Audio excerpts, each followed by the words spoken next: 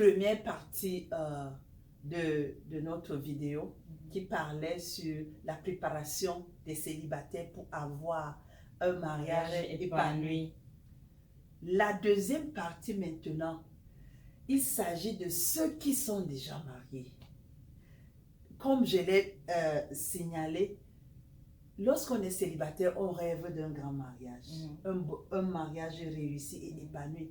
Mais lorsqu'on arrive déjà dans le mariage, un mois, un an, quelques années, on se rend compte qu'on n'est pas épanoui. Il y a quelque chose qui manque.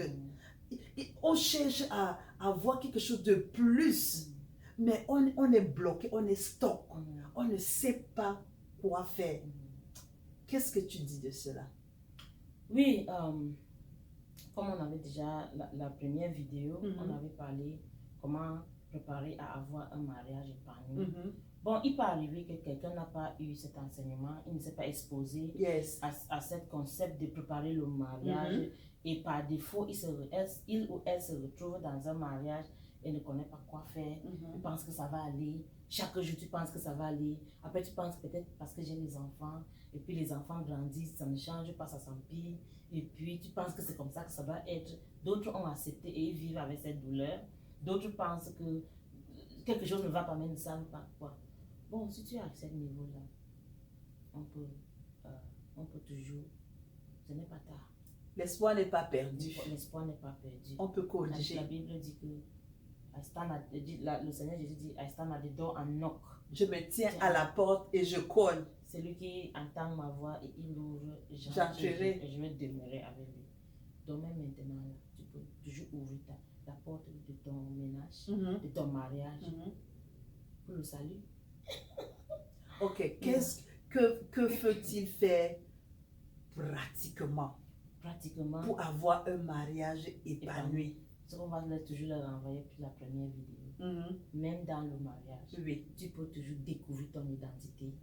Dans le mariage, tu peux découvrir la vision de Dieu pour ta vie, le plan de Dieu pour ta vie. Le Seigneur dit que I know the plans I have for je you. connais les projets que j'ai formés pour vous. Plans of peace and not of evil. Les projets de paix et de bonheur. To bring you to an expected afin de vous donner un avenir et de l'espérance. J'ai un plan pour toi qui va amener l'avenir de l'espérance même dans ton mariage. Découvrir le plan de Dieu pour toi et le plan de Dieu pour ton mariage. Maître, quel est mon rôle, si tu es femme ou tu es homme, quel est mon rôle dans le mariage? Parce que la plupart du temps, surtout nous les filles, quand on grandissait, on dit, c'est comme ça que tu vas aller faire chez ton mari. C'est comme ça que tu vas aller faire chez ton mari. On a grandi avec l'impression que on passe chez le mari pour préparer. On passe chez le mari pour nettoyer la maison. On passe chez le mari pour repasser les habits. Oh, peut-être, par exemple, nous ici aux États-Unis, on a la machine qui lave les habits. Donc ça veut dire que c'est la femme de l'homme. Ça, c'est une bonne question. Qu'est-ce que la machine là est l'épouse de l'homme? Donc, on peut commander la nourriture au restaurant.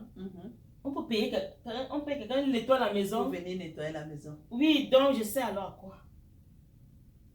Qu'est-ce que je sais alors à quoi? Donc, le but du mariage est plus grand que ce qu'on nous a mis dans la tête quand on grandissait. Parce qu'il faut déjà connaître que il est bien, on assiste au house chore. Mais même même si tu as conçu le concept que la femme vient comme un ménage, combien de ménagères femmes sont épanouies dans leur cœur? Ils ont accepté la médiocrité là, que c'est comme ça, mais ils sont dedans, ne comprennent pas ce qui ne va pas avec eux. Le plan de Dieu pour le mariage est plus profond que ça. La femme est l'aide de l'homme. Il aide avec quoi? On nous avait fait comprendre que aider là c'est la maison. Maintenant on a compris que les machines aident l'homme. Nous alors plus que nous-mêmes. La machine elle lave les habits même plus que moi. Exactement. Mon but alors c'est quoi? Maintenant voilà là où ça nous amène dans la vision. Exactement. C'est là-bas où ça nous amène maintenant dans la vision, dans le projet de Dieu pour ta vie. Tu peux payer ménagère, tu peux payer machine. Mais tu ne peux pas payer. Acheter la nourriture dans un restaurant. Tu ne peux pas payer quelqu'un pour partager le projet de Dieu dans ta vie. Méditer, prier, établir, prendre les pas, soutenir lorsqu'on est faible, encourager lorsqu'il faut encourager. It's vaste. C'est profond. Donc, tu dois chercher ta vision maintenant doit être comme femme. Ta vision doit être l'aide de la vision de ton mari. La vision du mari doit encadrer la vision de la femme. Parce que si tu étouffes la vision de la femme, tu as étouffé ton aide. Quand ton aide est épanouie, tu es en haut. Qui veut dire que peut-être, par exemple moi, carrière, je suis infirmière, mon mari est comptable. Tu vas dire que les gens me posent souvent la question. La vision comment vous faites même? Oui, quand je fais les coachings, les gens me posent la question que la vision de mon mari et ma vision, c'est différent. On fait comment? Je dis que moi-même, carrière-wise, je suis infirmière, mon mari est comptable. Ça ne se retrouve pas, ça ne se rencontre pas au carrefour. Ils ne vont jamais se rencontrer ensemble. Bon, qu'est-ce qu'on fait? Mon mari m'encourage dans ma carrière. Il n'a pas besoin d'être infirmier. Je l'encourage dans sa carrière. Je n'ai pas besoin d'être comptable. Tu vois un peu. Et nous nous soutenons. Quand je rentre, je dis, oh, mais il y a eu un décès aujourd'hui. Ouais. Comment il y a des décès aujourd'hui? Ou alors, il y a un cas d'épidémie à l'hôpital. Il dit non, il faut faire attention quand tu es là-bas. Rassure-toi que tu laves tes mains, tu mets ton masque. Oui. Et puis, ou alors j'ai quelque chose au travail, je rentre, je lui dis, il écoute, il m'encourage. Je fais la même chose pour lui. Et quand il me fait ça, quand c'est son tour, je fais plus. Je menace même d'aller menacer son chef au travail.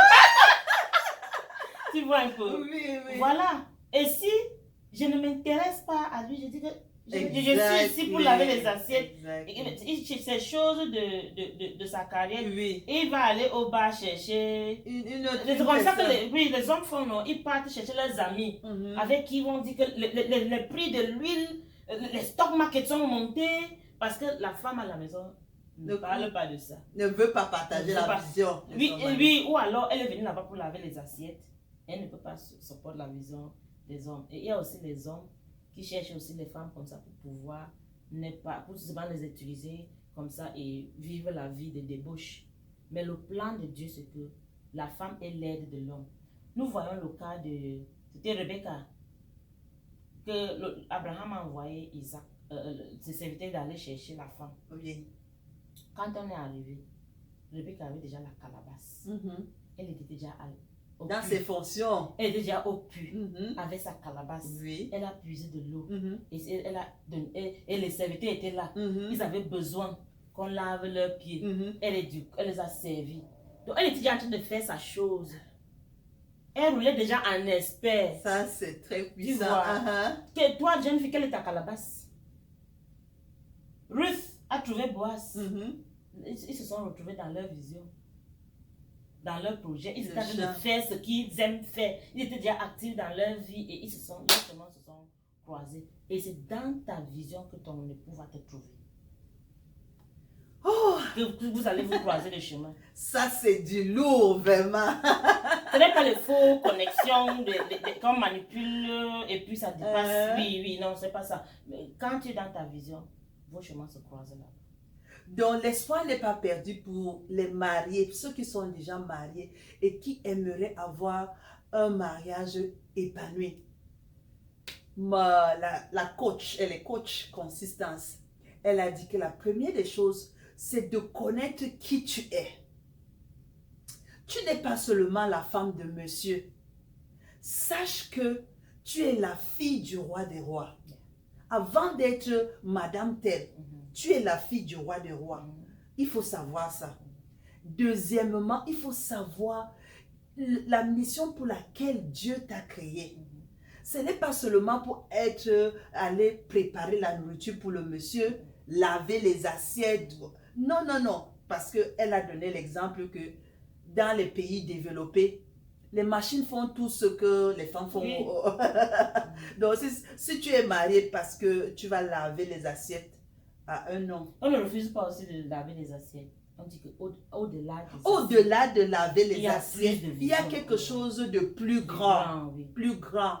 Donc, avoir une vision pour toi et ton mari et la mission pour laquelle Dieu vous a appelé, travailler en harmonie, comme elle a dit. Même si vous avez le job différent, les carrières différentes. Ça ne gêne absolument pas. Vous devez vous soutenir les uns les autres. Voilà. L'homme doit soutenir la vision de sa femme et la femme doit soutenir la vision de son mari. Et à partir de là, maintenant, vous allez concevoir votre vision. Ensemble. La vision de votre mariage. La vision de votre famille. Oui. Exact. Prenez le temps vraiment. Si vous voulez aller loin, découvrez qui vous êtes en Christ, votre identité en Christ.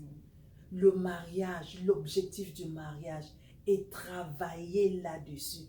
Je vous assure qu'avec l'aide du Seigneur, vous aurez effectivement un mariage épanoui. Et aussi, comme nous sommes les chrétiens, une autre chose pour un mariage épanoui, tu ne peux pas le faire sans l'aide du Saint-Esprit. Ça, c'est très puissant. Ça, c'est très vrai. C'est l'idée de Dieu, c'est l'institution de Dieu, c'est le plan de Dieu. Oui. Vous ne pouvez rien faire sans Dieu. J'aime ça. Tu ne peux pas mettre. Donc, le Seigneur doit, les principes du Seigneur doit gérer votre mariage et puis vous devez vous connecter au Seigneur pour qu'il va même vous donner les révélations comment gérer. Il y a certaines situations que ce ne sont pas les hommes qui peuvent vous donner la situation. C'est votre connexion avec le Saint-Esprit, avec le Seigneur, votre intimité avec le Seigneur qui va vous donner la sagesse. La Bible dit qu'une femme sage bâtit sa maison. Et on dit que la sagesse, on demande à Dieu. Il y a des situations que tu demandes à tout le quartier, tous les voisins, tous les aînés. On va te dire, on va te donner un conseil. Tu vas dire, j'ai appliqué, ça n'a pas travaillé. Va connecter-toi avec la source et tu vas avoir la révélation. Merci beaucoup. La bien-aimée est coach.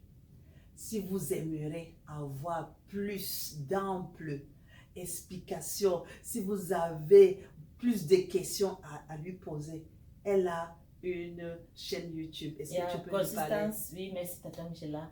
J'ai Consistance Place à YouTube. Subscribez. Souscrivez. Oh my goodness. Subscrivez, likez, partagez. Faites toutes les choses YouTube. Merci beaucoup. Et puis vous pouvez aussi me suivre sur Facebook, Consistance Fonani, sur Facebook, Instagram et TikTok as well. Oh. Yeah. Merci beaucoup. Oh, my pleasure. Merci également de nous avoir écoutés et que le Seigneur vous bénisse. Oh,